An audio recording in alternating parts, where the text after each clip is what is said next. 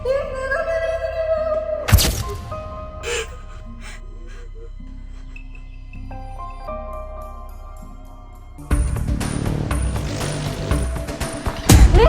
siapa?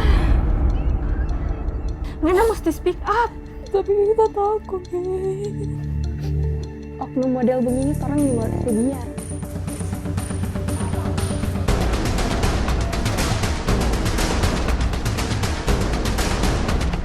Bener dapat telepon. Sebiar aja. Selamat siang. Monile mau bikin laporan. Iya, Bu. Dok, terlapor yang sama. Dan korban yang berbeda. Bu, kita ada bukti rekaman. Atas dasar tersebut, kampus mengambil langkah tegas dengan menonaktifkan dosen yang bersangkutan, termasuk usulan pemberhentian. Kampus berkomitmen bebas dari segala bentuk kekerasan. Demikian pernyataan ini disampaikan. Terima kasih.